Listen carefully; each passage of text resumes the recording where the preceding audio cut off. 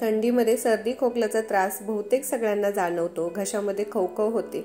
अशा वेळी काहीतरी गरमागरम प्यावंसं वाटतं, तर नॉनव्हेज लवर्ससाठी हे चिकन सूप अगदी मस्त टेस्टी असा उपाय आहे। तर आज आपण चिकन सूप बनवूया, म्हणजेच चिकनचा अळणी रस्सा कसा बनवायचा ते पाहूया। हा चिकनचा अळणी रस्सा इतका सोपा आहे आणि खूप टेस्टी होतो, त्यामुळे रेसिपी पाहण्याआधीच तुम्ही लाईक नक्की करून घ्या आणि चॅनल देखील सबस्क्राइब करा। इथे मी स्वच्छ केलेलं चिकन घेतलेलं आहे। हे साधारण 700 ग्राम चिकन आहे। तर यासाठी 1 चमचा हळद आणि चवीनुसार मीठ टाकलेलं आहे। सूप किती प्रमाणात बनवायचं आहे त्यानुसार हे मिठाचं प्रमाण कमी जास्त होऊ शकतं। इथे साधारण 1 ते 1.5 चमचा मीठ वापरलेलं आहे।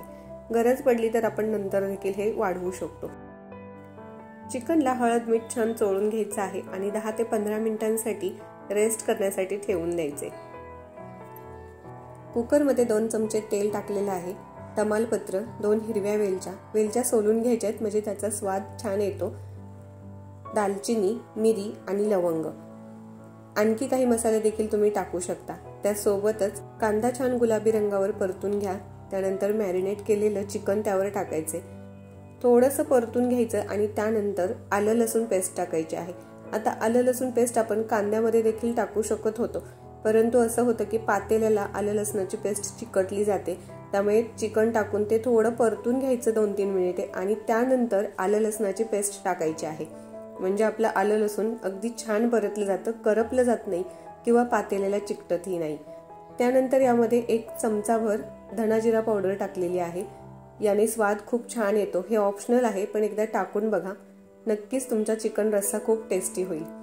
आता हे परतून घ्यायचे आणि किमान 5 ते 10 मिनिटांसाठी झाकण ठेवून हे वाफवून घ्यायचं आहे।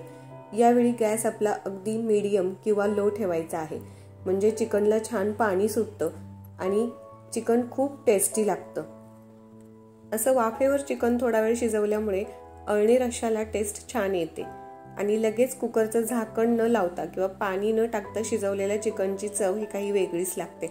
आता यानंतर मात्र आपल्याला स्टॉक भरपूर काढायचा आहे किंवा रस्सा पिण्यासाठी म्हणून काढायचा आहे, तर त्यासाठी इथे तुम्ही तुमच्या आवडीनुसार किंवा प्रमाणानुसार पाणी ओतू शकता।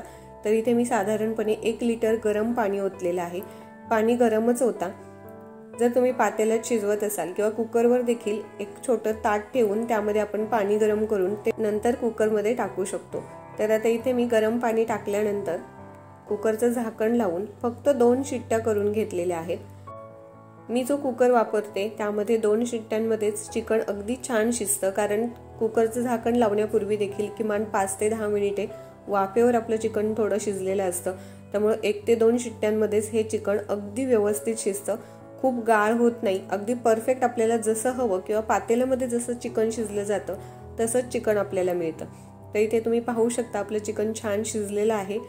कुकरच्या क्वालिटीनुसार कदाचित शिट्ट्यांचं प्रमाण कमी जास्त होत असेल, पण माझा तरी अंदाज आहे की चिकन शिजण्यासाठी खूप वेळ लागत नाही, त्यामुळे 1-2 शिट्ट्यांमध्ये देखील अगदी छान चिकन शिजून तयार होतं।